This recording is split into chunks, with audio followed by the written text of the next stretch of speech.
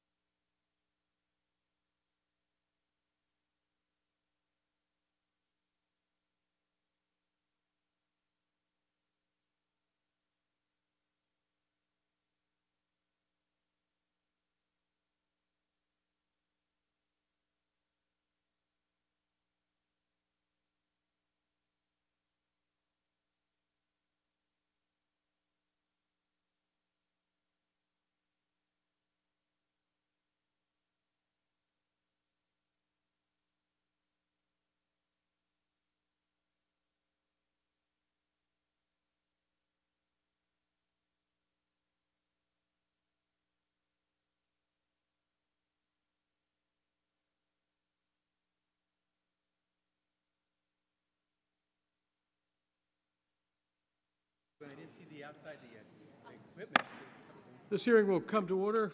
Good afternoon. I'm pleased to welcome everyone to this afternoon's joint hearing on payment accuracy in programs administered by Social Security Administration.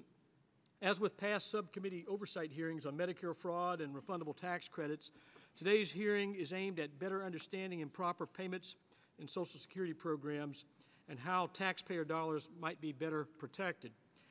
Next year alone, the Social Security Administration is tasked with the enormous responsibility of distributing nearly $820 billion to over 60 million beneficiaries. With the staggering size and complexity of these programs, Social Security is particularly vulnerable to erroneous payments, fraud, and management challenges. We're here today to explore these challenges and consider what might be done to correct them and better protect both beneficiaries and taxpayers. By any standard, the scope of these problems is considerable. Social Security issued at least $8 billion in improper payments in fiscal year 2010. According to GAO and the Social Security Inspector General, this number does not capture the full extent of overpayments. Regardless of whether a payment occurs because of simple error or outright fraud, improper payments harm Social Security programs in the long term, jeopardizing benefits for those who may need them in the future. They also cost taxpayers billions of dollars each year. With publicly held federal debt set to eclipse GDP in the coming years, we can no longer ignore billions of dollars in overpayments, regardless of how they occur. While the numbers involved with wasteful Social Security spending might be overwhelming, the solutions that would reduce them are no mystery. Today, we will be discussing proven methods for reducing improper payments, such as continuing disability reviews and redeterminations, which can save the taxpayer as much as $15 for every dollar spent. We'll also be discussing how these cost-saving activities are on the decline, falling as much as 65% in recent years, adding billions of dollars in additional overpayments that might have otherwise been prevented. There is much that needs to be done to reduce improper payments and better protect taxpayer dollars. Social Security should build on past successes with data exchanges using information the government and beneficiaries already have to make payments more accurate. And they need not only to get this information in a timely fashion, they need to put it to use more quickly than they have in the past.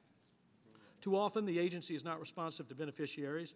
Many of us have heard reports from our constituents about the agency waiting months or years to send out overpayment notices, which can lead to tens of thousands of dollars in additional overpayments and underpayments. In other cases, beneficiaries may inform the agency of a change in their income or medical status, and years go by without action by Social Security.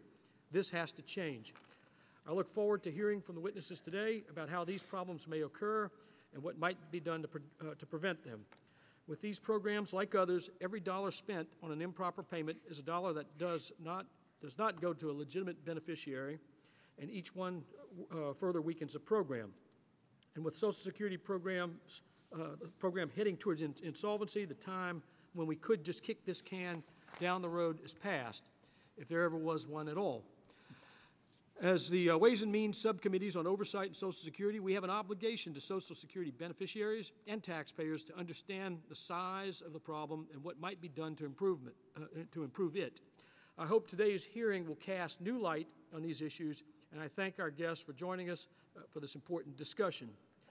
Before I yield to the ranking member of the Subcommittee on Oversight, Mr. Lewis, I ask unanimous consent that all members' written statements be included in the record without objection, so ordered.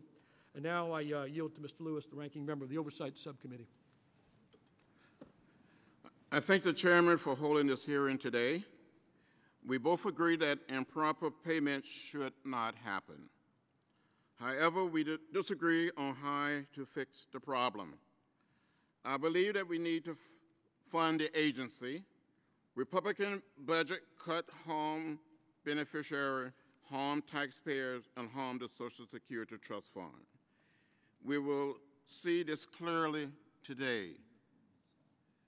The Republican failure to fund the agency will cost taxpayers more than $200 million in improper payments this year alone. Some not see surprised, they seem very surprised, and are here asking the agency what went wrong, what more needs to be done. We and the witness all know the answer to these questions. The agency needs more funding, more money, more staffing, more resources. It is that simple. The President's request for next year, if funded, would save taxpayers $9 billion in improper payments over the next decade and up to $58 billion in the long run. We do not need a hearing to learn this.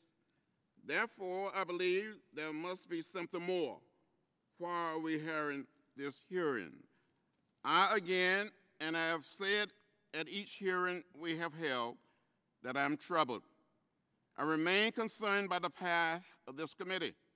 I continue to ask, who is next? Who else is on your list? We started this year with seniors and proposal to end Medicare. The committee then moved to teachers and their pension, and then to women's health and the uninsured. Last month, the targets were middle-class, working families, and the unemployed.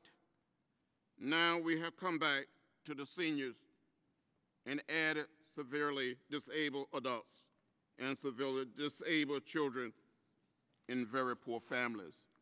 I am concerned about the people being added to this list. Today we are witnessing a self-fulfilling prophecy.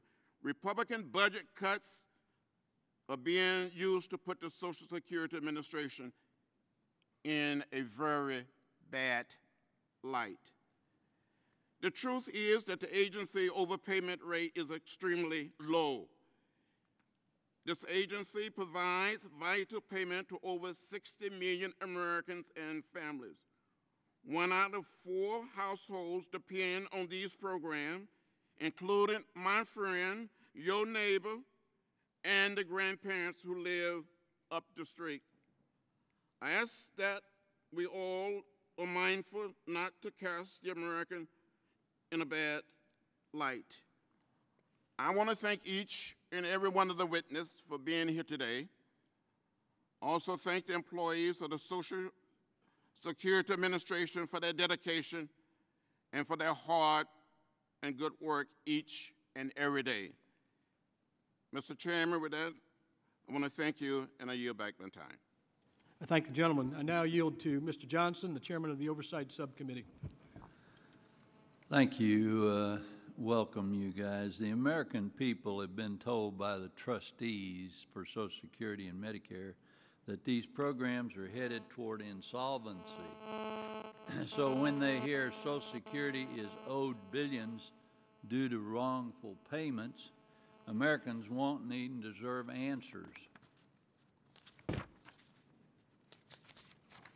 In fiscal year 2009, overpayments totaled $6.5 billion for the Retirement, Disability, and Supplemental Security Income, or SSI program, with most in the SSI program. Worse, these numbers do not reflect lost savings resulting from Social Security falling behind on eligibility reviews. These reviews fall into 3 broad categories. First, so-called SSI determinations are a periodic review of non-disability eligibility factors such as income and assets. Social Security reduced the number of redeterminations by more than 60% between fiscal year 2003 and 2008, resulting in $3.3 billion in lost program savings in fiscal years 8 and 9, according to Social Security's Inspector General, who's out there. The second category is work continuing disability reviews, known as work CDRs, where Social Security checks to see if one is making too much to remain on disability. Should someone receiving disability benefits make over $1,000 per month, referred to as a substantial gainful activity, they may no longer qualify. And for the 5-year period ending 2009, wage errors in the Social Security Disability Insurance Program counted for nearly $1 billion annually, or about a third of the total retirement and disability program overpayment error dollars. Of these errors, 2/3 resulted from beneficiaries' failure to report their work activity.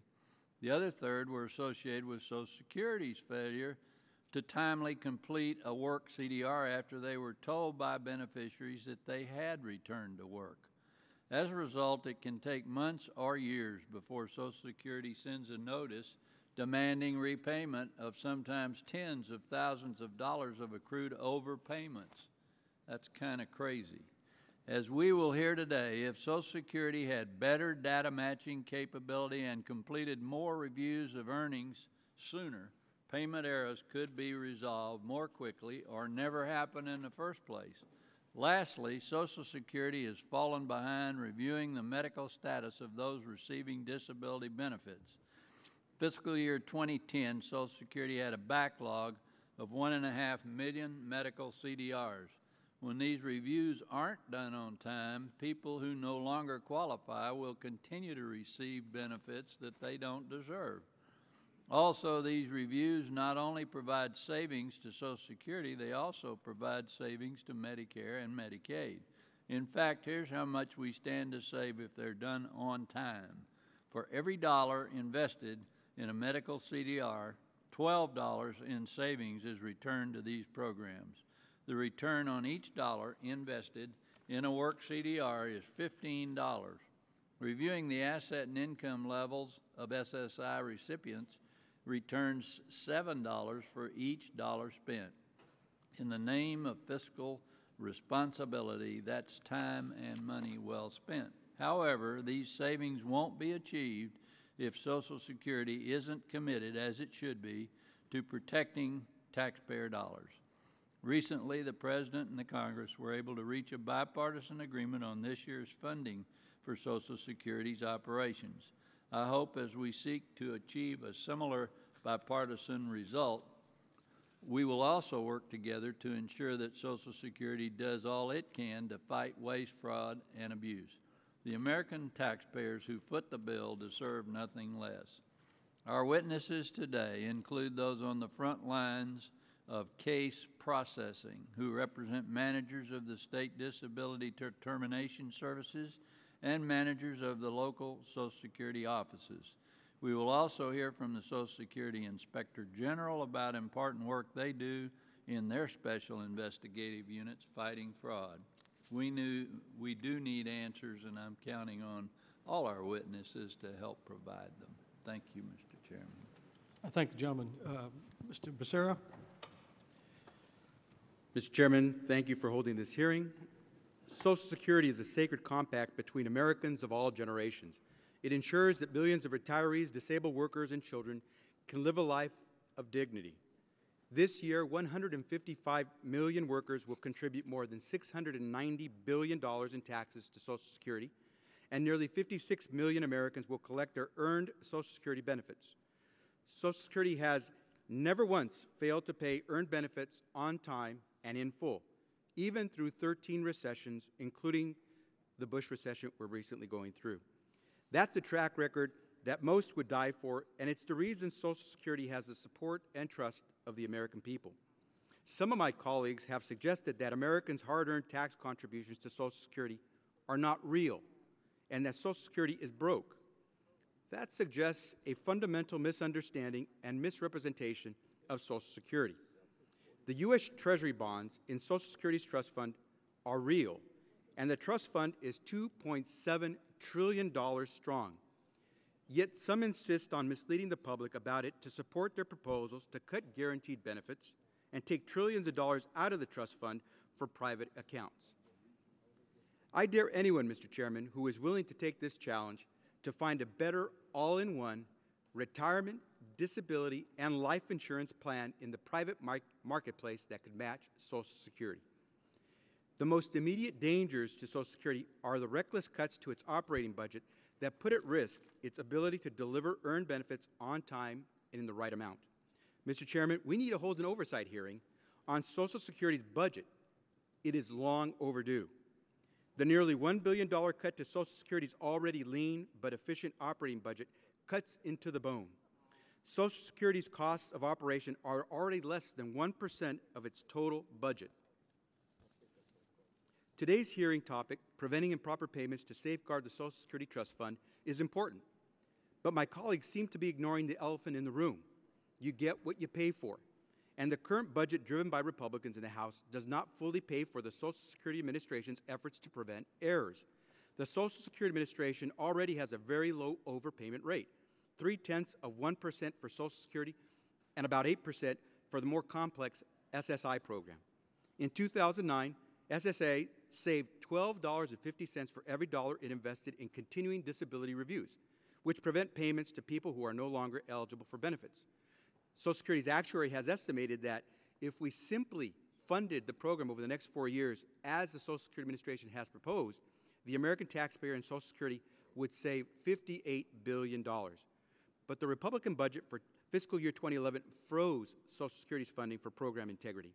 And the House Republican fiscal year 2012 budget would cut the Social Security Administration's operating budget a total of some $10 billion over the next decade. That's penny wise, pound foolish. These budget cuts, like privatization schemes, put Social Security's trust fund and the tax contributions of millions of current and future beneficiaries in jeopardy. They also handcuff Social Security in its efforts to protect the trust fund and Americans' contributions by detecting and preventing overpayments, the very stated purpose of today's hearing. Mr. Chairman, let me once again publicly request that this Committee on Ways and Means, through its Subcommittee of Jurisdiction, perform its constitutional duty of oversight over the budget of Social Security. Rather than just nibble around the edges, let's let the sun shine on every aspect of Social Security's budget so that all Americans witness for themselves what's going on with Social Security's funding. Mr. Chairman, thank you, and I look forward to hearing the witnesses. I yield back the balance of my time. I thank the gentleman. Now I'd like to welcome our witnesses, and thank you for being patient. We had a series of votes that got us off to a late start. First, we have Ms. Carolyn Colvin, Deputy Commissioner for Social Security Administration. Welcome. We have Mr. Patrick O'Carroll is the Inspector General for the Social Security Administration. Mr. O'Carroll, welcome. Mr. Dan Bertoni is Director for Education, Workforce, and Income Security Issues at the Government Accountability Office. Welcome, sir. Ms. Ann Robert, who is the Deputy Director for the Bureau of Disability Determination Services for the Illinois Department of Human Services, and is here today on behalf of the National Council of Disability Determination Directors. Welcome. And Mr. Joseph, is it Durago or Durago? Durago, who is President of the National Council of Social Security Management Associations. I want to thank you all for being with us today. We look forward to your testimony. You will each have 5 minutes to present your testimony, which is our customary approach, with your full written testimony submitted for the record. Ms. Colvin, you may begin. Thank you. Chairman Johnson, Chairman Bastani, Ranking Member Becerra, Ranking Member Lewis, and members of the subcommittees. Thank you for inviting me to discuss our efforts to ensure the accuracy of our benefit payments. I am SSA's Deputy Commissioner and the agency accountable official for improper payments. We pay nearly $60 billion in benefits to almost 60 million people each month. We are committed to making those payments timely and accurately. Minimizing improper payments is so important that we made preserving the public's trust in our programs one of our 4 strategic goals.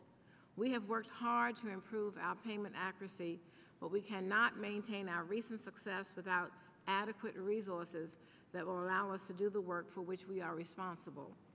Our complex programs require knowledgeable and experienced employees to analyze cases, make decisions, and implement changes. The same employees who conduct our program integrity initiatives also make determinations on SSI, retirement, and disability applications, and handle a wide variety of other responsibilities.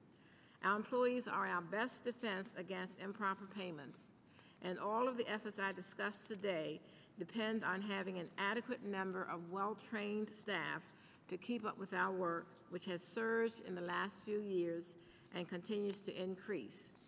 We have been innovative and proactive in adopting strategies to allow us to meet the challenges we face. Our information technology resources have been critical to our success. For example, in FY 2010, we reduced the time it takes to get a hearing decision to the lowest point in 5 years. Currently, the average wait for a hearing decision is below 1 year for the first time since 2003.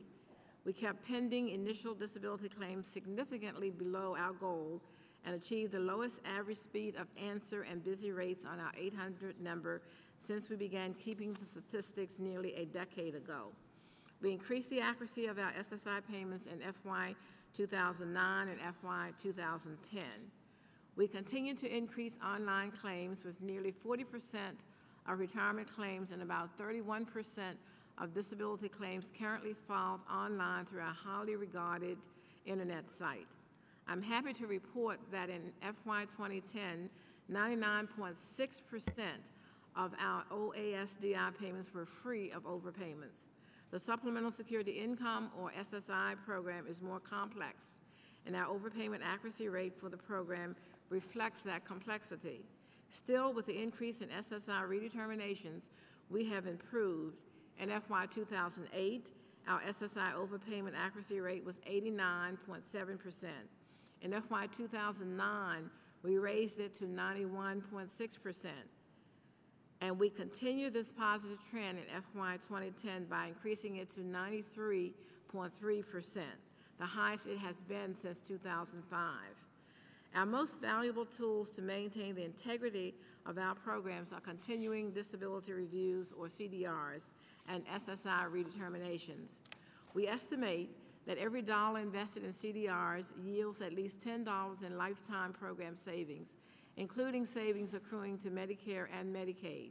Every dollar spent on SSI redetermination yields more than $7 in program savings over 10 years, including savings accruing to Medicaid. We use technology to help us prevent and detect improper payments. For example, unreported financial accounts and wages are the major causes of improper payments in the SSI program. Therefore, we have developed a process called Access to Financial Institutions, or AFI, to electronically identify financial accounts of SSI applicants and recipients. We plan to complete AFI rollout to all states by the end of this month. After 2013, when AFI is fully implemented, we project that AFI could yield a $20 return for every dollar invested. We also made the SSI wage reporting process more efficient and user-friendly by implementing an automated system to report wages over the telephone. This system automatically updates our records, which increases accuracy and saves beneficiaries and our employees time. Before I close, I want to mention our hardworking, dedicated employees who are the real key to maintaining the American public's trust in our programs. Our employees continue to provide exemplary service and increase their productivity despite record-setting increases in our workloads. Equally important to our success is adequate and sustained funding to carry out our vitally important program integrity work. We have proven that when you invest in us, we produce results. We appreciate your past support for our agency and our programs and look forward to your continued support. I'm happy to answer any questions you have. Thank you. Thank you, Commissioner Coleman. Mr. O'Carroll, you may proceed. Good afternoon.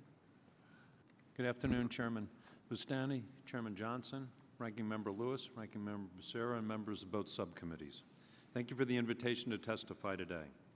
SSA administers about $60 billion in benefits to almost 60 million beneficiaries every month. Payment accuracy is of paramount importance to the agency. SSA and agencies across government have increased efforts to reduce improper payments, particularly since Congress passed the Improper Payments Elimination and Recovery Act, or IPERA. With the history of identifying SSA's improper payments through audits and investigations, my office was asked by the IG community to assume a leadership role with OMB and the Treasury Department on implementing IPERA and the President's executive order.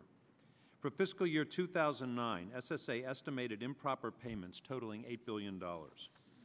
The agency estimated overpayments of $2.6 billion for its Retirement Survivors and Disability Insurance Program and $600 million in underpayments. Its SSI program had an estimated $4 billion in overpayments and $800 million in underpayments. SSA seeks to improve payment accuracy in both programs. The agency said it plans to commit nearly $800 million towards program integrity efforts this year, with an emphasis on tools such as continuing disability reviews, or CDRs, and SSI redeterminations. SSA considers overpayments unavoidable if the law requires the payments to be made. In other words, the agency does not consider improper any payments it makes to a beneficiary who would have been ineligible if SSA had conducted a CDR when it came due. However, we believe these payments should be part of the discussion about SSA's payment accuracy because this should not have been made and cannot be recouped. SSA projects a backlog of about 1.4 million medical CDRs at the end of fiscal year 2011. Our audit work has found the agency would have avoided paying hundreds of millions of dollars to ineligible beneficiaries if CDRs and SSI redeterminations were conducted when they were due. SSA must utilize any and all tools that can prevent payment errors before they occur. My office for years has encouraged SSA to use data matching to protect agency funds.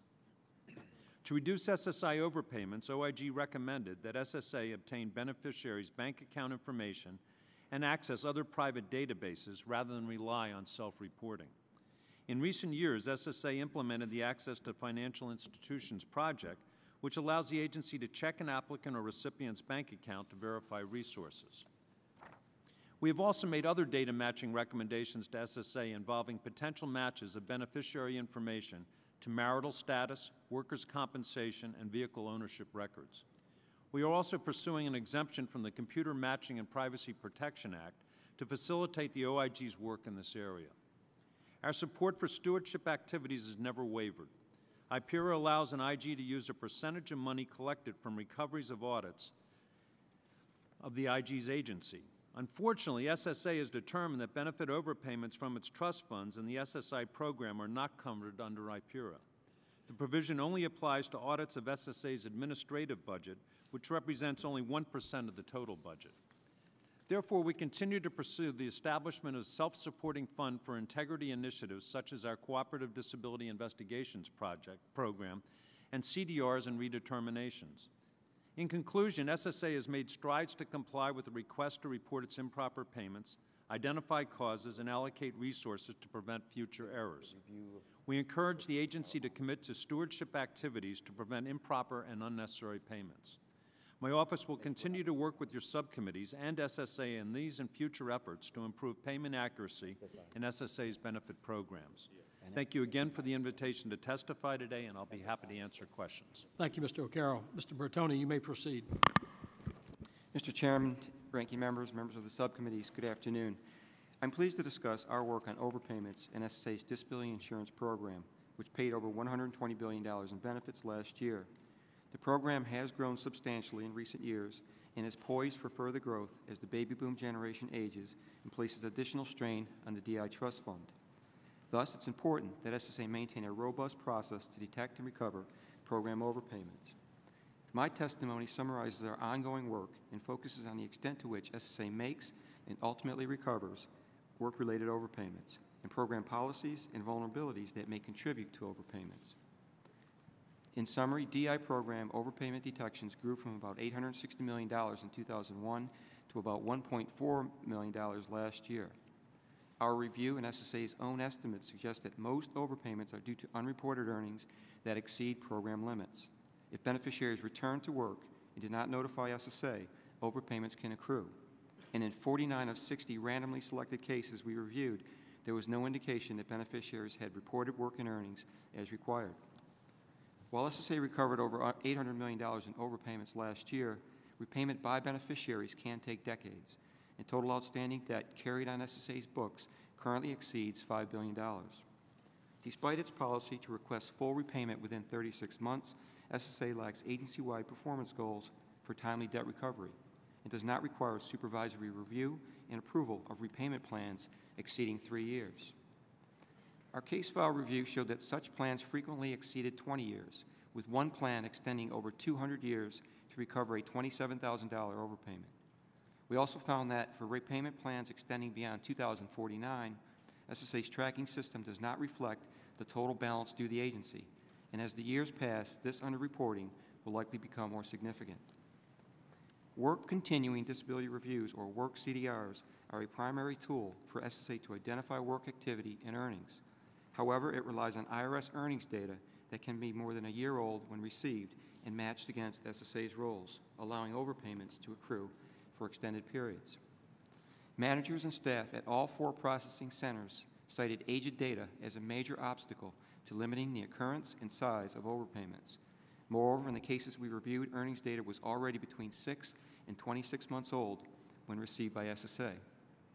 In prior work, we have recommended that SSA seek more timely data sources, such as the National Directory of New Hires, or NDNH, which includes quarterly wage information and is used by several federal programs to detect and prevent overpayments. Despite acknowledging a potential positive return by using the directory, SSA does not use it for large-scale data matching with its DI beneficiary roles due to concerns about the potential workloads it could generate. Beyond earnings and earnings timeliness issues, we found that work CDRs are not initiated by SSA staff for many months after receiving the initial IRS alert. In the 60 cases we reviewed, the median time they were pending development after the alert was received was 7 months, with one case lingering more than 15 months. For about a third of all cases, individuals were overpaid an additional 18 months or more due to delays in starting the work CDR. SSA officials told us that staff shortages and competing workloads, such as initial claims and medical CDRs, are among the factors delaying work CDR processing. We also found that SSA lacks formal performance goals for days work CDR cases are pending development or days taken to process them, although it has established similar goals for the medical CDR process. In the absence of such goals, cases can go unworked for extended periods, and we found considerable variation in processing times at the 4 centers visited, ranging from 82 days to nearly 1,000 days, and resulting in combined overpayments of over $1 million.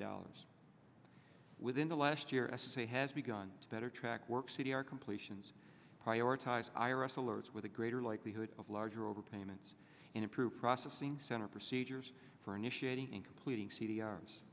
While these and other initiatives represent positive steps, it is too early to assess what impact they may ultimately have on overpayment detection and recovery.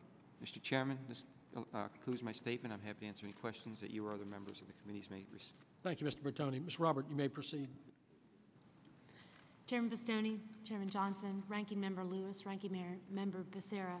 My name is Ann Robert, and I'm pleased to be here today to testify about the role of the DDSs relative to SSA's payment accuracy. I'm here to testify on behalf of the National Council of Disability Determination Directors, which is a professional association consisting of the managers and the directors of the disability determination services located in each state, also in the District of Columbia and Puerto Rico. The DDSs are state agencies that are 100% federally funded by SSA. They employ 14,500 full-time state employees, and they process over 4.3 million disability claims under the Social Security Act annually. The DDSs partner with Social Security to provide public service to individuals applying for disability. DDSs recognize the benefits of program integrity and assist SSA with this program integrity by adjudicating the continuing disability reviews. The purpose of a continuing disability review is to determine whether or not an individual continues to be eligible for benefits. This is a very complex process, and in the DDS can be a multi-phase process. SSA estimates that every dollar spent will generate $10 in lifetime savings. This is a cost-effective workload and certainly has a significant return on investment. Fiscal year to date, DDSs have accuracy of this workload of 98%. But this workload cannot be done without sufficient staff in the DDS. From the beginning of fiscal year 11 to present, the DDSs nationally have an attrition rate of 12.8% in their disability examiners and an overall staff attrition rate of 10.3%. SSA imposed a hiring freeze in early fiscal year 11. The attrition of trained examiners and the inability to hire will severely limit the ability of the DDSs to process initial cases, reconsideration cases, to work additional CDRs, and will result in significant backlogs nationally. We thank you for the increased funding that you provided in the past for the escalated initial case workload. Funding of the CDR work, however, was not sufficient, and that backlog continues to grow. Funding the various workloads to provide a balance of program service and stewardship is challenging at best and more difficult in these economic times. DDS staff are to be commended on their dedication to public service and their hard work. These staff remain flexible and committed to all workloads, working diligently to meet all SSA workload targets. One example was when SSA was funded by Congress in 1996 for a 7-year plan to eliminate the CDR backlog. At that time, SSA authorized the DDSs to hire, and they did so. The 7-year plan allowed for an incremental increase in the CDRs, so that plan and the ability to hire allowed the DDSs to complete that workload. SSA, with the assistance of the DDSs, successfully completed that plan. The CDR process begins with SSA. SSA determines the number of CDR cases to be worked by the DDS each year, and those cases that require a full medical review are sent to the DDS. Although case adjudication is a complex task, the CDR review requires a side-by-side analysis of the prior allowance with the current medical evidence, typically in most DDSs requiring the expertise of a senior examiner. If medical improvement is documented along with the beneficiary's ability to work, the CDR will be ceased. If the beneficiary appeals, that CDR will come back to the DDS for a second review. If that case is not reversed, the CDR can come back to the DDS a third time to a disability hearing officer who will conduct a face-to-face hearing. The increasing complexity of the disability program criteria require approximately 12 to 18 months for an initial examiner to become productive and independent. Attrition at the DDS is critical, with 11 DDSs experiencing more than 20% attrition rate with their examiners since the beginning of fiscal year 11. SSA and DDS need sufficient funding for hiring to balance workloads, to provide public service and stewardship. Without such funds, the DDSs will be unable to maintain the current level of accuracy and production for all workloads. Those most vulnerable will suffer.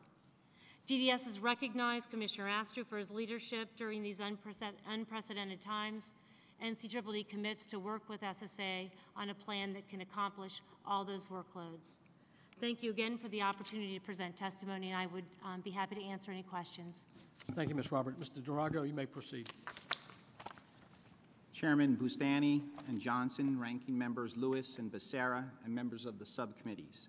I am Joe Durago, the president of the National Council of Social Security Management Associations, NCSMA, and the district manager of the Social Security office in Newburgh, New York. I appreciate this opportunity to speak on behalf of 3,400 Social Security managers in field offices and teleservice centers around the country. NCSMA shares the concerns expressed about improving SSA's payment accuracy.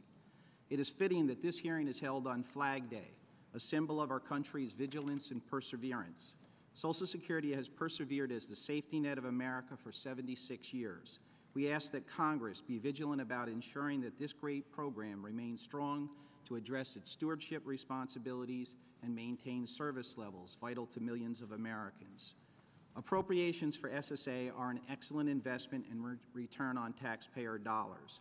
With the additional funding provided by Congress in recent years, significant progress was made with program integrity initiatives, which yields $7 to $12.50 in savings for every dollar invested. Despite workload increases, our 2011 appropriation was below the 2010 level. This has resulted in a hiring freeze, a drastic reduction of overtime hours, and postponements of efficiency improvements. Public service repercussions are being felt throughout offices as they experience tremendous pressure to process growing workloads with diminished resources. A California manager says we handle close to 2,000 visitors a week. Recent retirement losses are affecting the service we provide, and we cannot interview the public fast enough. As field office employees are responsible for interviewing the public, answering the telephones, processing claims, and working critical program integrity cases, service is eroding. An Alabama manager says waiting times and backlogs are increasing, and we do not have sufficient staff to reverse the trend. Unless we can hire, the backlogs will continue to grow and service to the public will deteriorate. Most of SSA has been under a hiring freeze, and this will result in the loss of over 3,500 employees in 2011. Because attrition is not even, some offices are becoming severely understaffed. A Kansas manager says, "My office has lost 7 employees in the last 6 months with no replacements. I have 16 individuals on staff eligible for retirement. The thought of a 2-year hiring freeze is terrifying, and additional losses would be devastating." We have a highly skilled but aging workforce, with 23% of our employees eligible to retire today. Because it takes about 2 years to train a new hire, significant concerns exist about the loss of institutional knowledge. Increased workloads coupled with staffing reductions are not a formula for payment accuracy. Employees are forced to work at an accelerated rate, which compromises quality.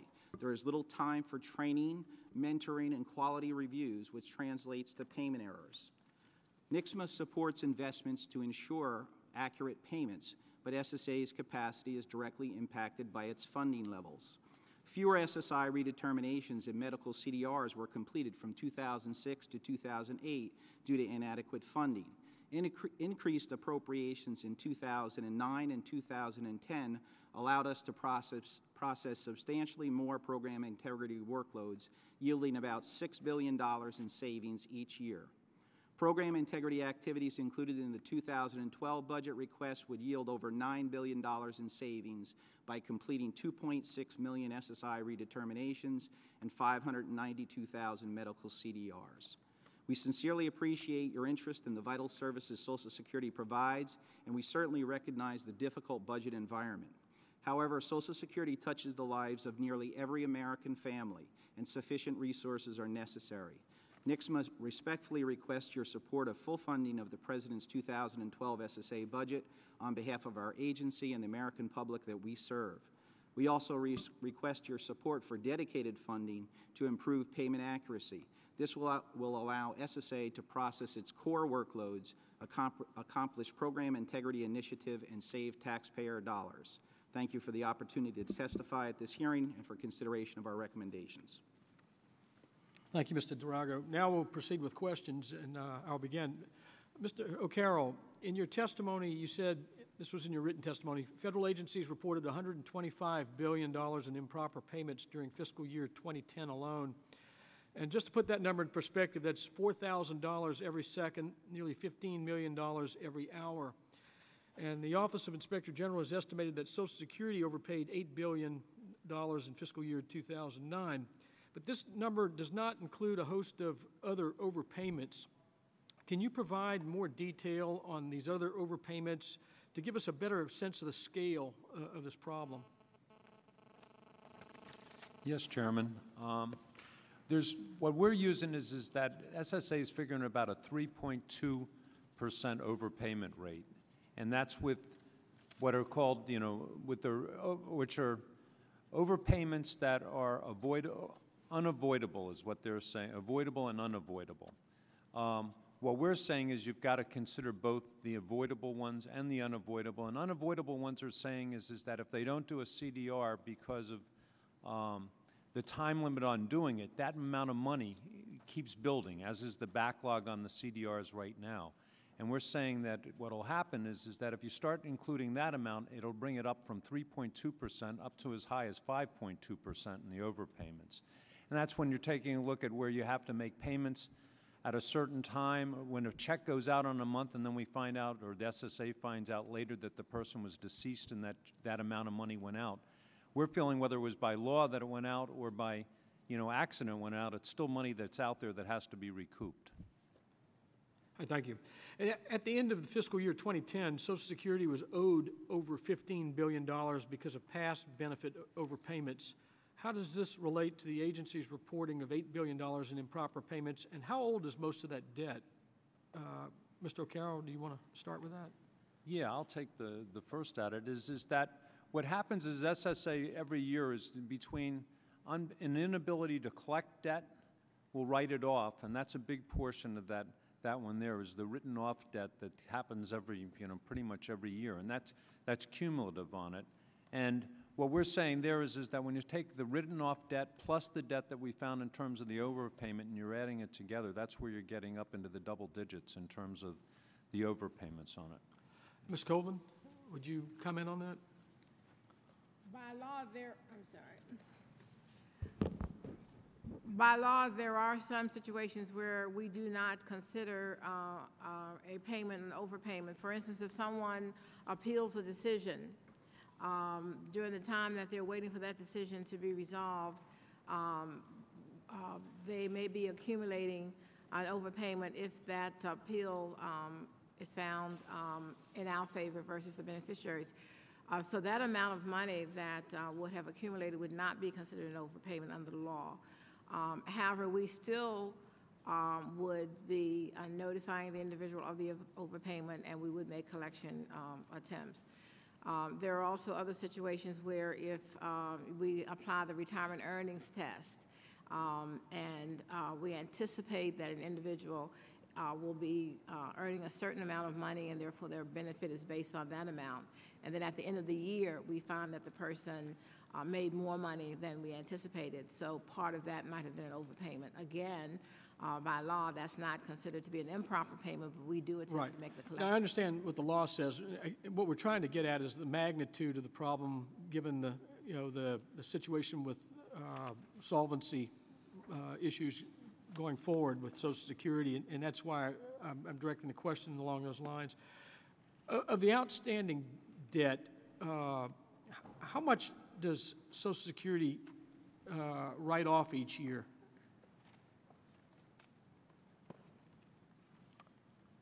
Just a moment, please.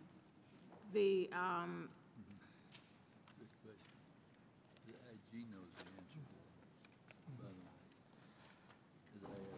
the amount is about $85 million. I'm sorry, just a moment. Mr. O'Carroll, you want to comment while she's... Yeah, well, what we were looking at with our figures on it's about $980 million is the write-off every year, just shy of $1 billion. Is that what your figures were showing? Yes, it's a small amount compared to the amount that we collect. The amount that we write off is generally a result of the individual not being able to make the payment, and it's a very small percentage. I was trying to get the exact dollar amount. I'll provide that to you a little bit later. I thank you. I will now yield to the ranking member, Mr. Lewis. Thank you very much, Mr. Chairman. Let me thank each of the witnesses for testifying. Ms. Colvin, this seems like a very simple issue before us. Let me make sure that I'm not missing something. In 2008 and 2009, for every $1 we spent making sure that people receiving disability benefits are still disabled, we saved $12.50. Is that right? Our data reflects that for every $1 that we spend on CDRs, we are returning $10 for every $1. So I'm in the neighborhood. Yeah, and for the redeterminations in the SSI program, it's $7 for every $1 spent over a 10-year period. But we also have a number of tools that we have been able to develop that will allow us to address some of the improper payments. The AFI system that I mentioned in my testimony that would allow us to be able to verify financial accounts that have been identified for SSI recipients or detect accounts that have not been reported. We estimate that when that system is fully rolled out in 2013, there will be a $20 return for every $1 invested. So we believe that the investment in program integrity work is a good investment and that it's very cost effective. Now, if we cut the budget further like the Republicans plan to do, Social Security will do field disability review. Is that right? That's correct. We have to be able to... Could you explain what is right about that? Well, the same people that do our initial claims and other responsible workloads, or workloads that we have responsibility for, are the same people that do the CDRs and the redeterminations. So whenever there's a reduction in the funds that we receive, that means that we've got to balance those workloads further. So if you just look at the $1 billion cut that we've had for 2011, we've had a freeze on for the entire funding period. And when you have that freeze and you're losing senior people, and as one of the speakers indicated, it's the seasoned examiners that do the redeterminations, the CDRs. As you're losing them, then you're going to have, and not have the ability to replace them, that's going to impact the number of CDRs that we're going to be able to do. We are budgeted for CDRs. This year, we have, in fact, if I look at the numbers, we're looking at doing 329,000 medical CDRs in 2011, with full funding in 2012, which would be what the President's budget would provide.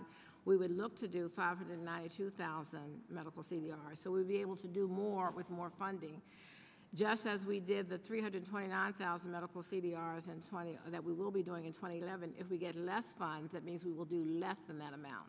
So the resources that we receive tie directly into the number of CDRs and redeaths that we're able to do.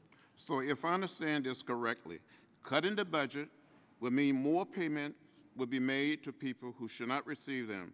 Am I right? That's correct.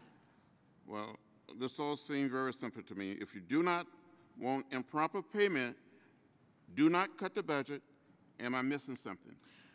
No, I don't think that you are. The most effective tool that we have for addressing overpayments is our CDRs. When we do CDRs, we are able to identify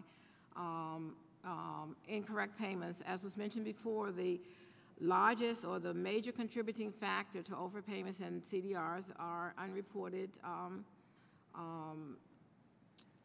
wages, and if we are not in fact during the CDRs, then we are in fact going to have individuals, our SGA, the substantial gainful activity, but if we're not doing those CDRs, we're not going to identify that people are in fact being paid that are not entitled to the benefits.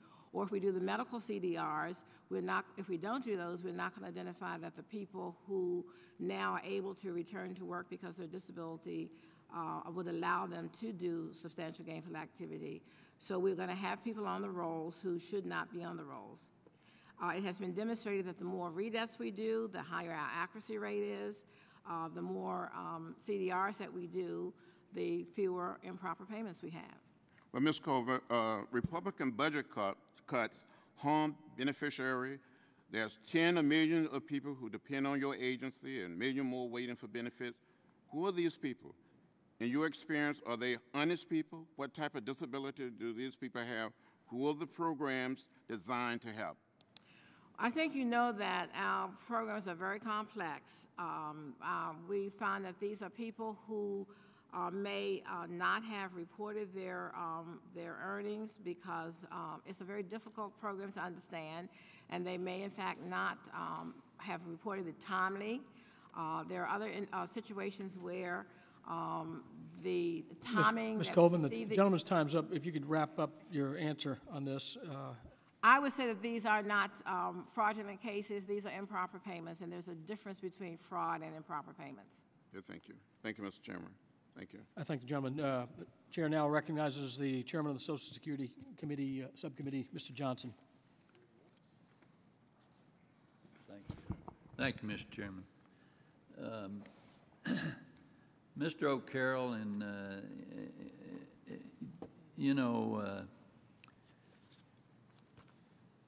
I think cooperative disability investigation units are the key to reducing fraud in the Social Security program. Would you agree? Yes, Mr. Chairman. And it's better to catch potential payments on the front end rather than paying them and trying to chase bad payments afterward. Can you tell us how these units operate, the success your office has had with the prosecution of fraud perpetration, and how these units might be better used to prevent improper Social Security payments? Yes, Mr. Chairman. We're very proud of our CDI program, and what it is it's sort of a hybrid in that we have DDS employees, we have state employees, we have SSA employees, we have IG investigators, and we have state investigators. And we work in conjunction with DDSs so that when there's suspected fraud at the applicant level, on it. It's brought to our attention. We review it. We use databases to determine whether or not the person has resources, whether or not the person is showing any work activity or other issues, and then we do surveillances. And what we're finding with this type of thing is we're preventing the funds or the benefits from being awarded on it, so there's no recapture of any lost money. It's just stopping at the front. It's a very good deterrent. We have them in a number of cities, some of which some of the members of this committee have them in your districts on it. And at the moment, we're at 23 CDI units in 21 states. And our return on investment on them is anywhere from about 12 to 14 to 1. It's rather inexpensive to set it up, but it's and the deterrent factor is dramatic. We've got the word out in terms of it's out on YouTube and other places saying don't do fraud against Social Security or one of the fraud investigative units will catch you. So it's working quite well. Are we implementing technology as much as we can? It seems to me we got too many people with their finger in the pie. I think the solution to a lot of what we're talking about today is technology. What we're finding on it is that they're right out, in the general public now is that when you or I walk into a store, pretty much the vendor knows everything about us when we're doing that transaction. We as, with our government benefits should have that same type of information, and we should be using that in our decisions, whether, somebody does have gainful activity, whether somebody's working when they're not, what their resources are. We've found, as an example, by using, just regular databases to see on property of people that are getting SSI benefits, that we're able to identify, that they have, resources, they have property, et cetera, and we're getting, for using just computers, there's about an 8-to-1 return on investment there. So I'm thinking in the long range with SSA is that there's got to be a lot more technology put into place. Yeah, I agree. We applaud AFI. You've made a number of recommendations that would help reduce the total amount of overpayments over the past 5 years. The monetary impact of those recommendations totaled over $9 billion. Would you tell us what a few examples of those recommendations are and why they haven't been implemented? Well, we have one of the things that I guess our biggest job, Mr. Chairman, is sort of the balance there between service and stewardship. So a lot of our audit work is what we're taking a look at is the number of CDRs, whether the backlog's increasing on the CDRs, whether they're doing the right, I guess, proportion of CDRs on it between, children, between 18-year-olds, between adults with the work CDRs. We're constantly watching that balance on it, and we're identifying where the money could be saved if it's done. On the other side of it, with our investigations on it, we're taking a look at those who are taking advantage of the helpless in terms of bad rep payees that are supposedly watching out for the benefits of those in their care. We're taking a look at those that are defrauding the programs and claiming that they are disabled when they're not. So we've got a very good record in terms of that. Yeah, you do. Ms. Colvin, how does the Social Security Administration decide whether to implement one of the Inspector General's recommendations or not? $9 billion is a lot of money to be left on the table. The overriding factor relative to whether or not we implement a recommendation would be a resource issue. However, we have implemented a number of major technology systems which have been very effective in helping us to detect and prevent improper payments. I mentioned the automated financial, financial system, the AFI, the access to financial institutions. We also have the SSI wage telephone reporting project, which allows individuals to call in and report their wages. We have a number of different tools that have been developed over the years, and we're continuing to look at ways of automating even more of what we do. But clearly, it's a balance between the resources to do direct services. Well, you are listening to the IG when he talks to you, right? Oh, yes. I think that many of the recommendations have been very valid recommendations. I thank the gentleman. The chair now recognizes the ranking member of the Social Security Subcommittee, Mr. Becerra. Thank you, Mr. Chairman, and thank you to all of you for your testimony. It seems to me this is boiling down to an issue of resources. Does anyone here claim that in your work or in your investigations employees at the Social Security Administration who are conducting these redeterminations or these disability reviews are lazy? Does anyone claim that these employees are incompetent? Would anybody here raise their hand and say that they are overworked and have a massive caseload to work with on these disability reviews? Okay. So it's resources. So it's what you put in helps determine what you get out. And, Mr. Chairman, I have a couple of charts I'm hoping that we can put up on the screens. One is a budget for medical continuing disability reviews, and the second will be one for SSI income reviews. If I could get those up in a second, or right now if we could put them up. It seems to me that if we make the investments we need to let these reviews go forward, we're not just doing right by Americans who paid into the system so they could collect on their benefits, but we're also saving the taxpayers money. Commissioner Colvin, let me ask you this. My understanding is that the chief actuary for Social Security has said that if we make the modest investments in these review programs that you have in place, these integrity review programs, that over the course of 10 years, you could save the taxpayers somewhere around $58 billion. Is that still accurate? Well, clearly, from the data that we've already provided, we have demonstrated that investment in program integrity activities return significant dollars to the taxpayers. The challenge for us is having adequate and sustained funding, because the same people who do the CDRs and the redats also do the initial claims. So let me have you take a look at the chart that, I don't know if you can see the charts on the screen, or it may be difficult for you to see, but essentially what it shows that in years when we budgeted money for medical continuing disability reviews, the CDRs, your employees performed at pretty high rates. And the moment you saw funding for the review program drop, so did the number of reviews you could do. And so input in, output out. And if you don't have the resources, folks who are already overworked are going to have a hard time producing the results, which it's not just a matter of not producing the results on these reviews, it's not saving the taxpayer money the way we know we can if we do these reviews. So we give people what they deserve, but no more than what they deserve. Let me ask another question. Mr. O'Carroll, I know that you've mentioned that there are some $8 billion or so in overpayments. If I were to say to you there are $300 billion in overpayments in Social Security, I suspect that you would be here every day telling us we've got to do something, right? Correct. I'm going to ask for another chart to be put up that I've labeled Social Security overpayment rate versus major weapons systems cost overrun rates. I don't know if you can see this. I'm not the IG at Defense, Mr. Becerra. I know you're not the IG of Defense. But what we're being told is that some $300 billion in a Pentagon budget of some $700 billion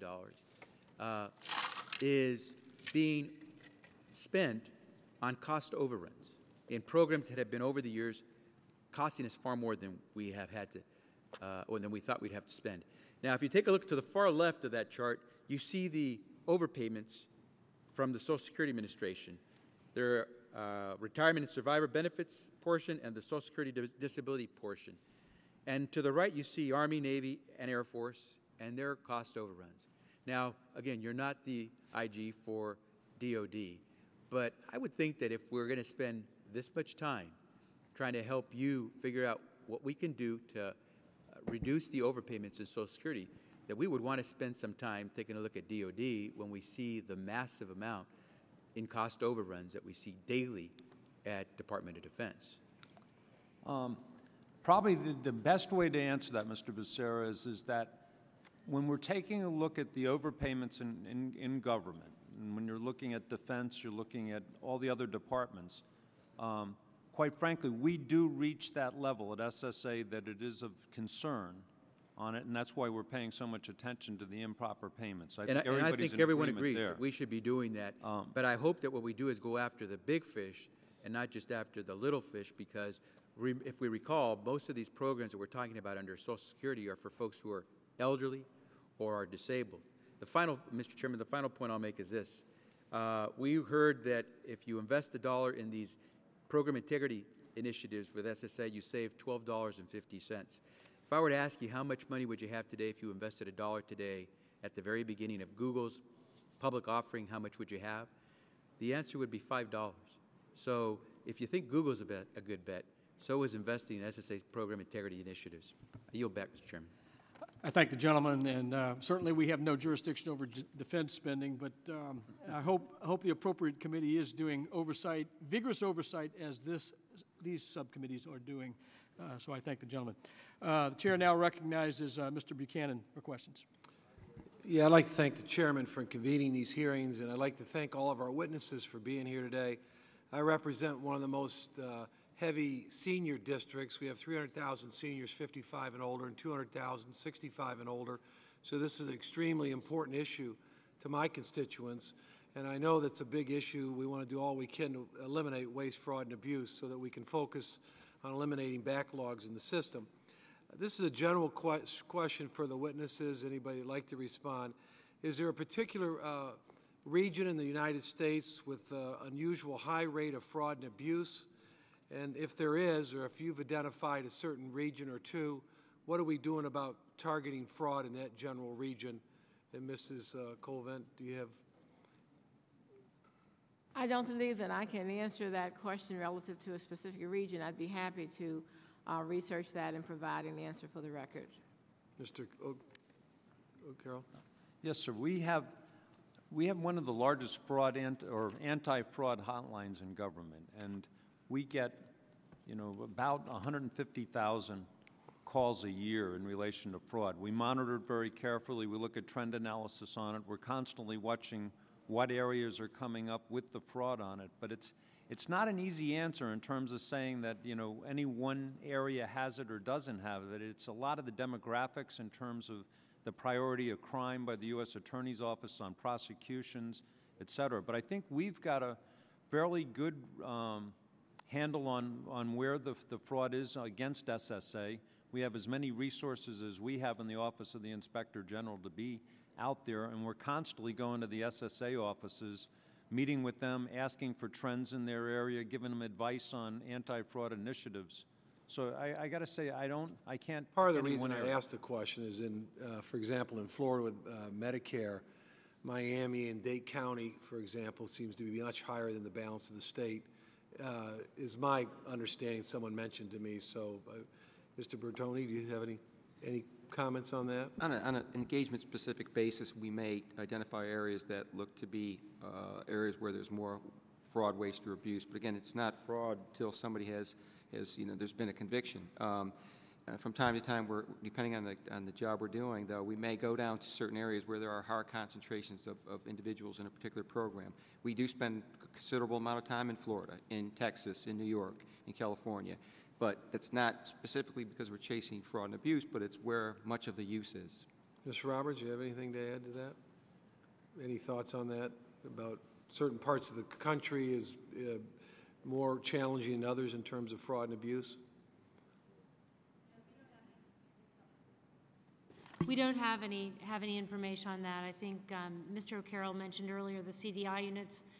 Those are located in 21 states, and certainly our efforts to try to address fraud and abuse. Okay. Ms. Colvin, let me ask you, it's my understanding the Social Security Administration has been growing their online system for new retirees in terms of new applications. Do you believe the online electronic system will help us reduce fraud, or do you think it'll open us up for more fraud? I believe that online services are important. It's what the public expects. I don't believe that if we do it correctly, that there will be any greater instances of fraud than we would have without the online. In fact, I think that probably in time it would demonstrate that we probably would have less, but I don't have enough data to be able to tell you the answer to that. Okay. Mr. Durago, just one quick question. My district, as I mentioned, is one of the oldest districts. As you can imagine, I get a lot of seniors that come into our offices. I have 2 offices in our region. And in terms of the helpline, the feedback that I got in preparing for this today, we still have a lot of people that are confused. They feel like a lot of misinformation. What are we doing to try to fix some of these problems for seniors? Are you referring to the National 800 number? Yeah. Well, that wouldn't really be an area of expertise. Perhaps Ms. Colvin would answer. I'm representing managers and TSC managers, and you know, that's not an area of expertise that I would have. Ms. Colvin, it's the helpline that seniors can call in terms of filing as a new senior for Social Security. There seems to be a lot of confusion with that. I didn't know if you're doing anything to improve the system. Well, we would certainly look at the help desk, I guess you'd call it. I will certainly look at the concern you've raised. I'm not aware that there are issues of misinformation, et cetera, but we will certainly go back and take a look at that and give you an answer for the record. Okay. Well, what I'll do is I'll get you the feedback that we're getting, Please, get it I'd to your appreciate office, that. and then maybe you can respond back. All right. Thank you. And I want to thank the witnesses. I yield back, Mr. Chairman. I thank the gentleman. Chair now recognizes Mr. Smith for questioning. Thank you, Mr. Chairman, and to our panel. Mr. Bertoni, just for clarification, though, you said that overpayments tend to be increasing. They're on the rise. Is that accurate? In the work CDR area, yes. And that policies and procedures are kind of contributing to that?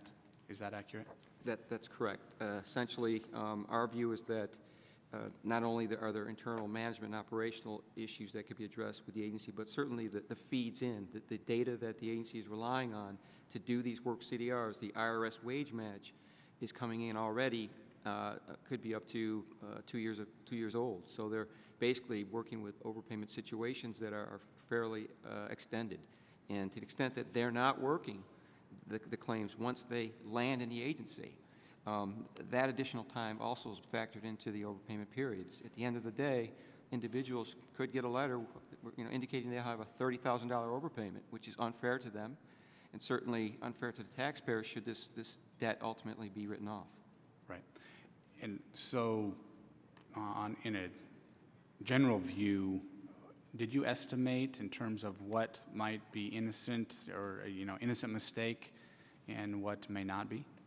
No, we really did not isolate that. We just know that there are a substantial portion of overpayments in this program, that the outstanding debt is in excess of $5 billion, and that much of that debt is being written off, about $460 million last year, and over the last 10 years, about $4 billion. So we don't know specifically what the reasons are for that, but oftentimes it's mistakes on the agency's part.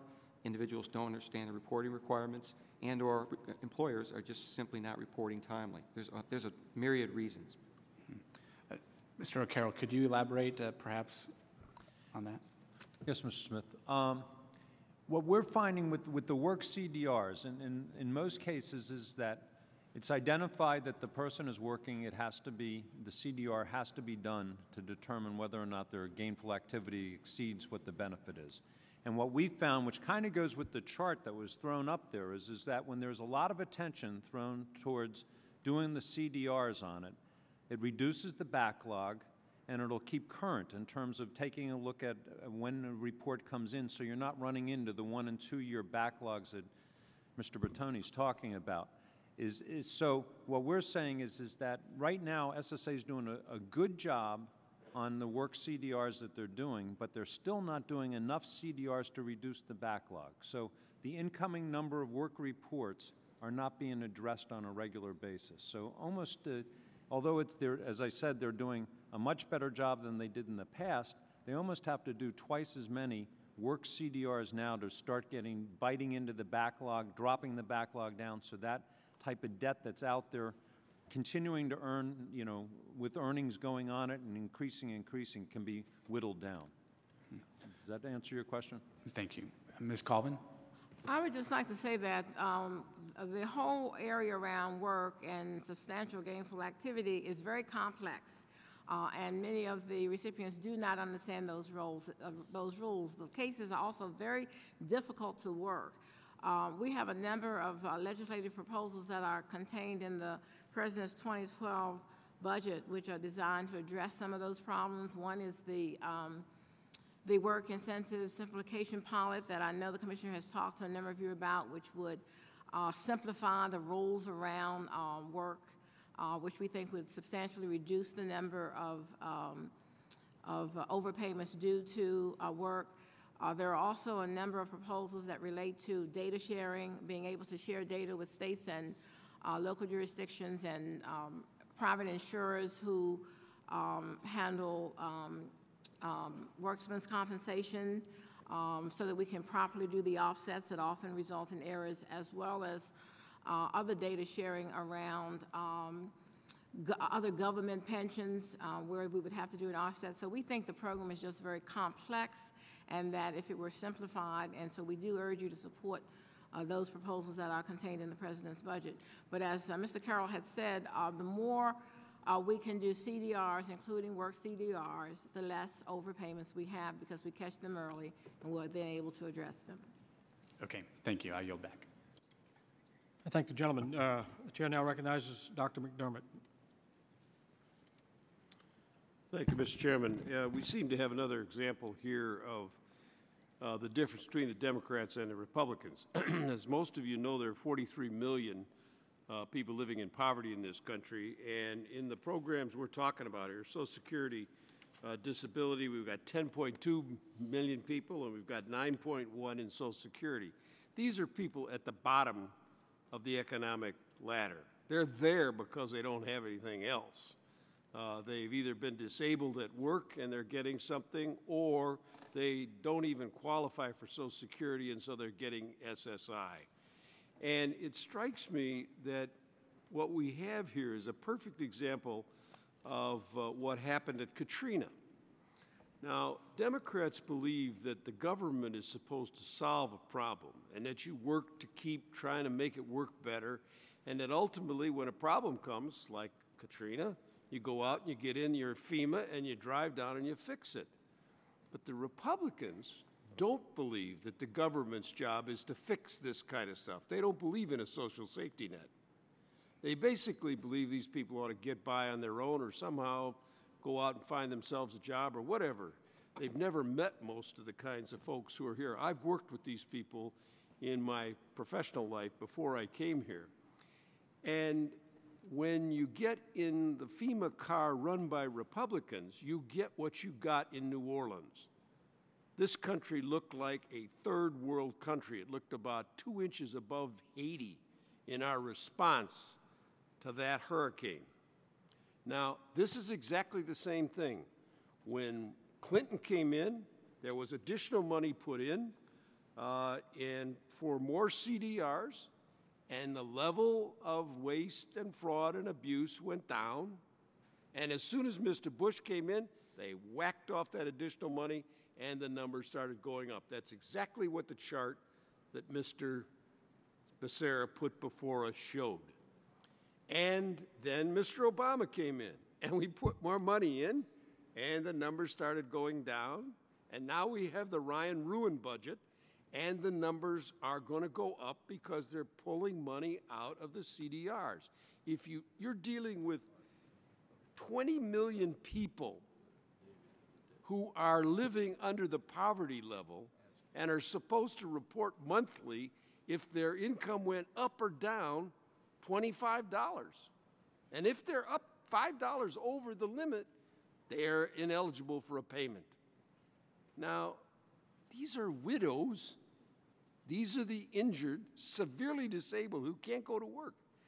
Is there any way, Mr. Durago, you can see that we can fix this without putting additional money in this budget into more CDR coverage?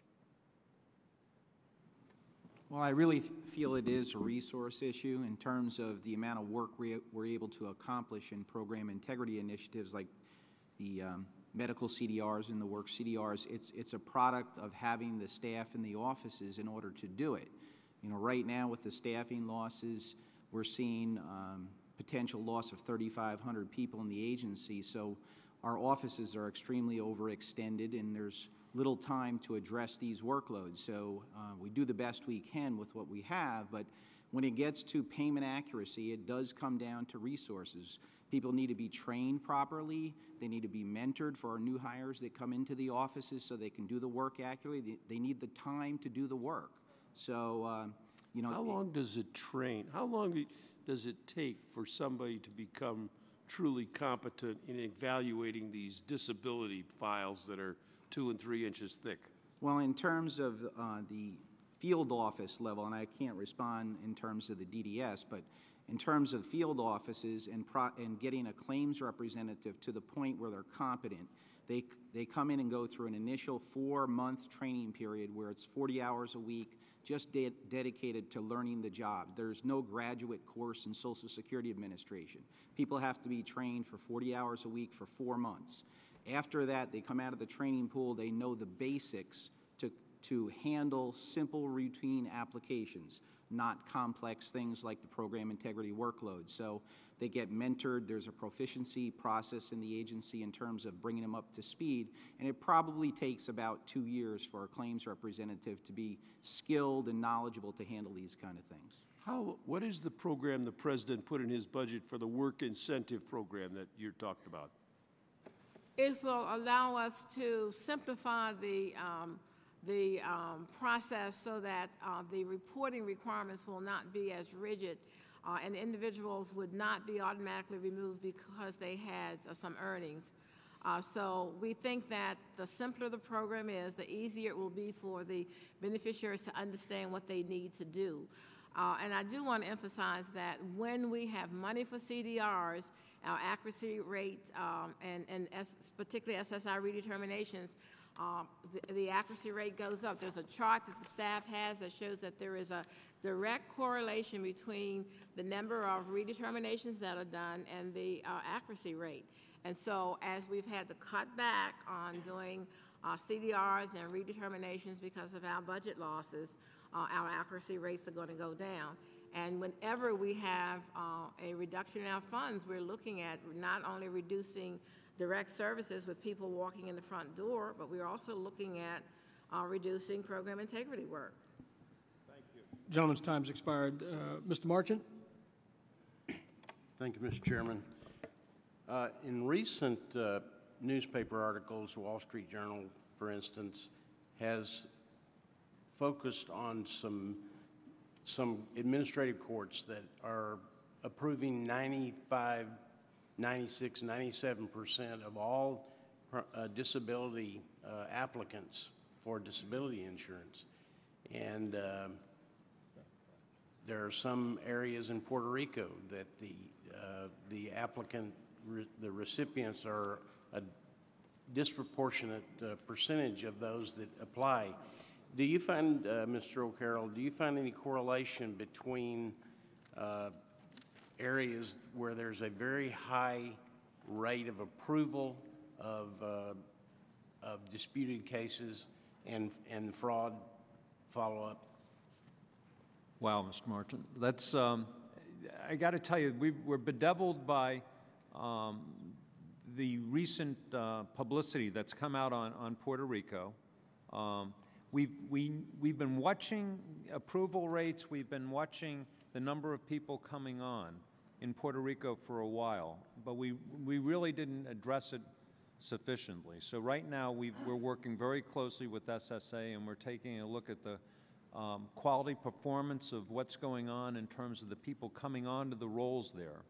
And what we're trying to provide, which I think you're getting at, is what we're trying to do is send a message out there that you just don't apply to SSA and get on the rolls right away, that you have to actually be disabled for it. So we're trying to put a little bit more in terms of the oversight of what's going on in Puerto Rico. And then you mentioned the one in West Virginia, where we're also taking a look. And that one we're trying to take a look to see if there is any really nexus in terms of the high amount of people that are coming on. Is it something that just happened in that region? Is it very common that most people are coming on? We're looking very closely at that. We're working very closely with SSA's Disability Adjudication and Review staff to take a look at that on it.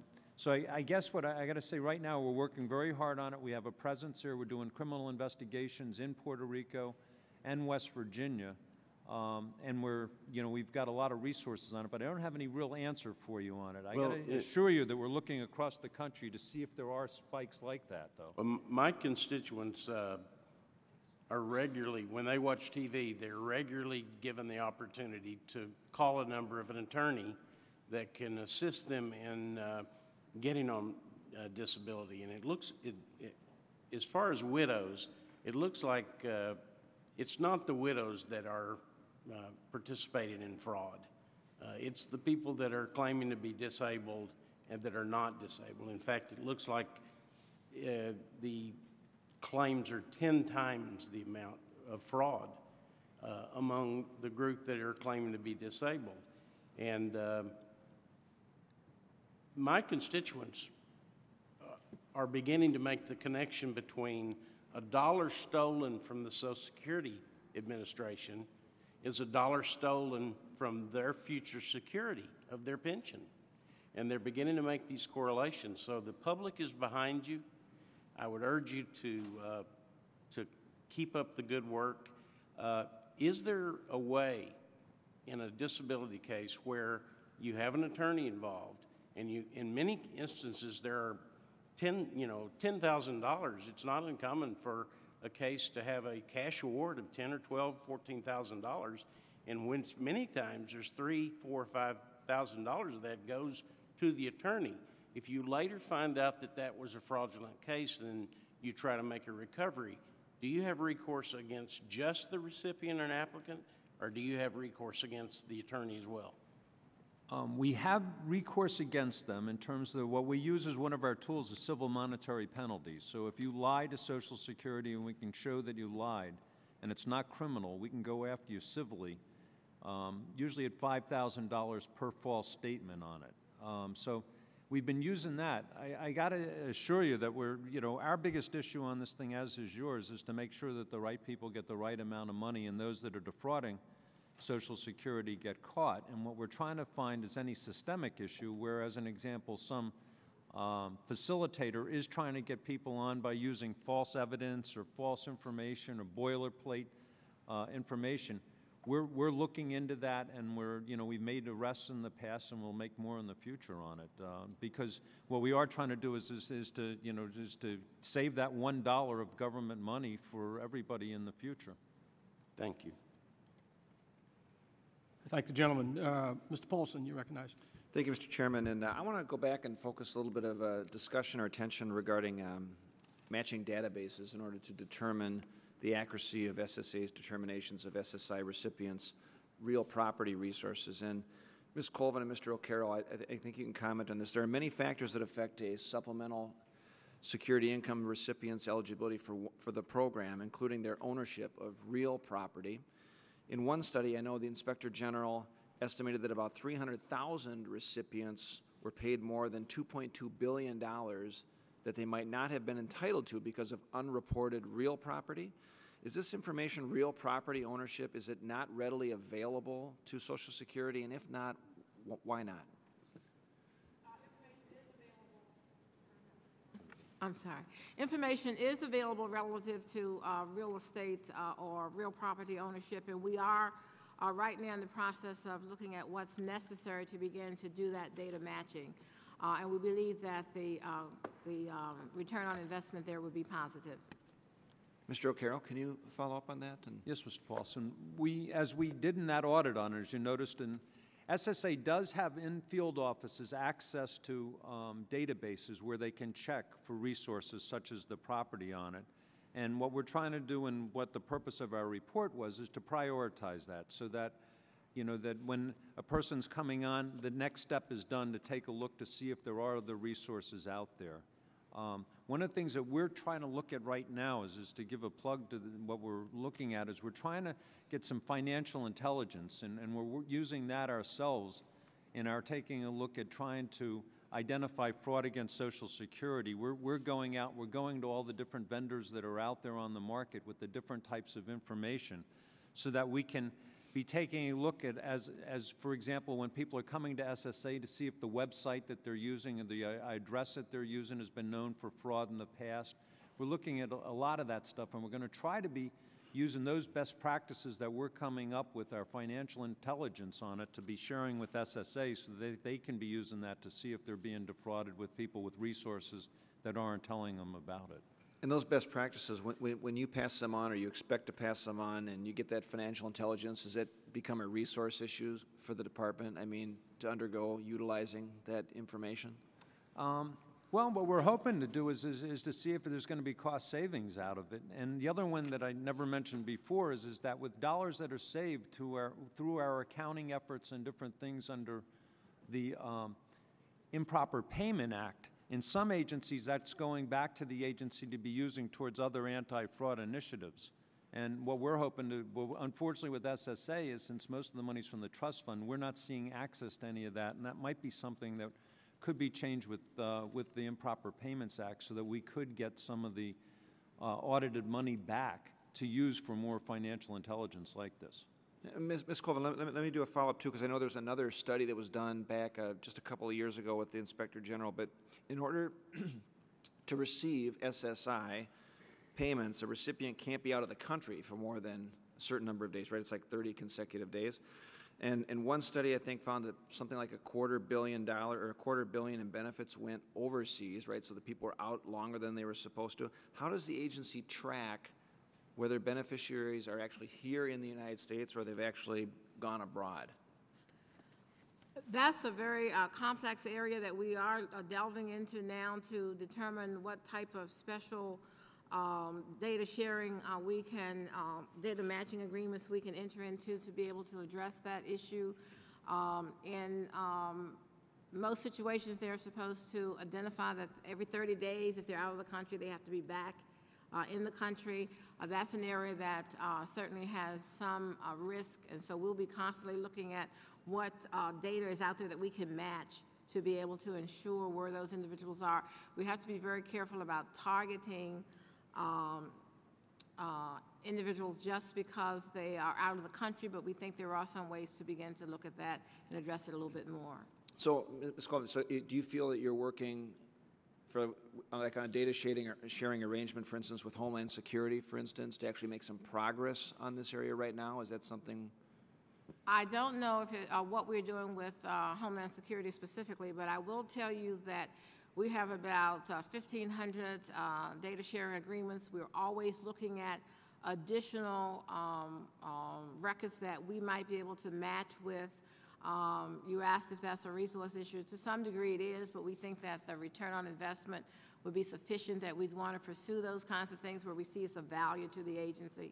So we are going to be looking at additional reports that or additional data sharing agreements that we could enter into. I thank the gentleman. Chair now recognizes Mr. Brady, who's been waiting patiently. Oh, thank you, Mr. Chairman. A couple of thoughts. One, our district is in Hurricane Alley, both Hurricane Rita, Hurricane Ike. It's been 2 years since Hurricane Ike devastated our region, 2 years since Congress passed legislation authorizing disaster recovery, and we are still waiting to get the money for our communities. I would not be holding any parades for the Obama administration on disaster recovery, unfortunately. Secondly, if we're talking about wasted money, the $820 billion wasted in the stimulus spent, and today we have fewer Americans working today than when the stimulus began. In fact, all those shovel-ready projects, we actually have 70,000 fewer construction workers today since when he spent all that money.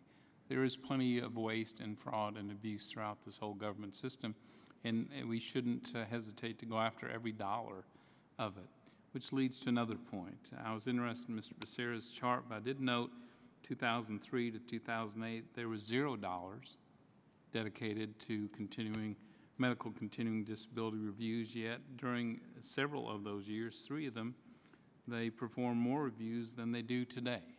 It seems Social Security performs reviews when they choose to, regardless of the dedicated funding. It really goes back to the point that Mr. Bertoni and Inspector General Carroll made, which is a lot of the key systems are not in place to use these dollars well. In fact, looking at the continuing disability reviews, it's one thing that 64% of the wasted dollars occurred because the beneficiaries didn't tell us about their work activity, but more than a third came after they told us they received income, and Social Security did not act. And Mr. Bertoni made the point that there is a real key issue with the utilization of current automation and the need for better supervision. So, Ms. Colvin, I'd ask you, 2004 GAO recommended you use the National Directory of New Hires, which the agency uses for SSI cases, to alert the agency to wages earned by those receiving benefits, with an estimated return of 40% on each dollar invested. So the question is, why have you not yet implemented that idea? Ms. Colvin? I keep doing it the wrong way. That's okay. I'm sorry.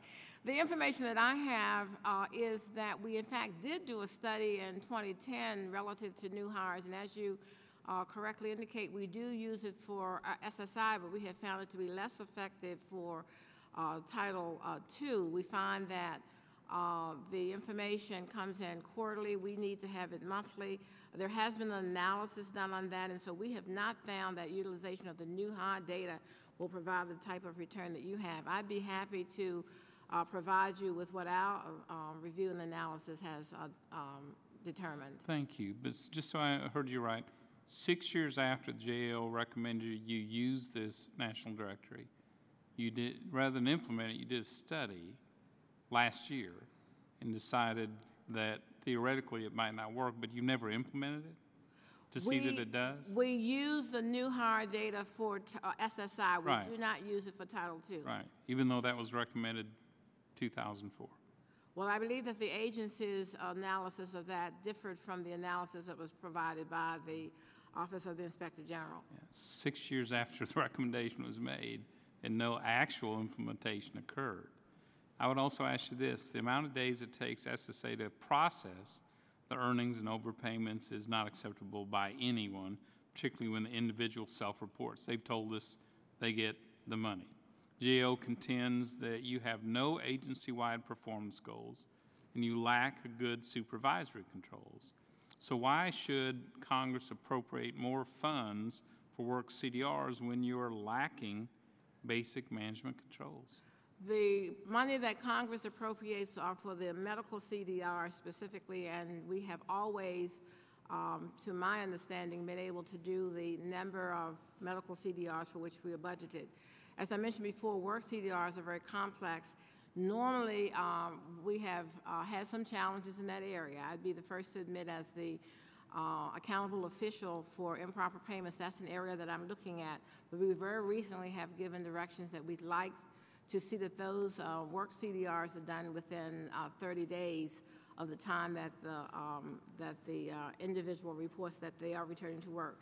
So this is an area that does need attention, and it's an area that we are challenged, and so I do think it needs a great deal more work. There is bipartisan support for this, but this is a leaky bucket, and before we pour more money into it, we probably need to fix those holes and make sure that we're actually getting the bang for the buck and have the right management tools in place to use these dollars.